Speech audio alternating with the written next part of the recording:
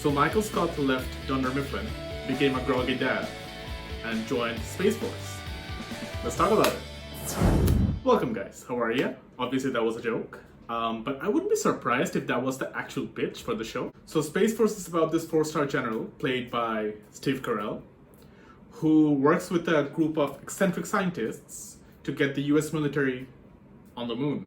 So the show is created by Craig Daniels, who is also one of the creators of The Office, but this time around, Steve Carell also joins him as one of the creative forces. So all the reviews are kind of bashing the show, and maybe you're expecting me to do the same thing, but I kind of like the show. So let's get one thing out of the way. This is not The Office set in space, as some of the trailers might have led us to believe.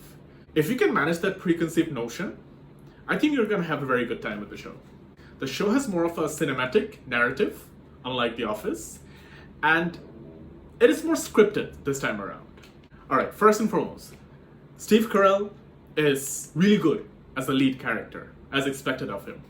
If you ask me, his character is kind of like a cross-pollination between Michael Scott and Andy Bernard, and it's kind of reflected in his name as well. The episodes are loosely connected to one another, and there's a central narrative that goes along throughout the entire season. Every episode has subtle things that are going on in the background, and if you look out for it, you might actually catch it. Steve Carell's second in command was played by this guy who I could have sworn was the Google guy from BuzzFeed.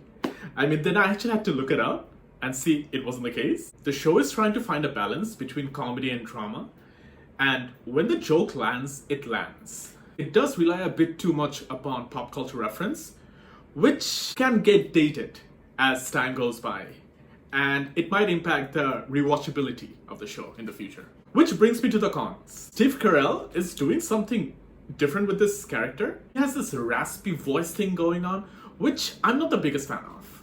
I mean, it feels too forced. The supporting characters, in my opinion, they lack depth, especially if you compare them to the supporting characters of The Office. I'm sorry, I mean, I keep on comparing it to The Office, and I guess I shouldn't, but that's how it was marketed to us.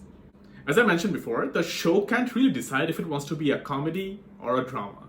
I personally would have preferred if this show stuck to the tone it was going for in the first half of the season, which was a bit more comedic.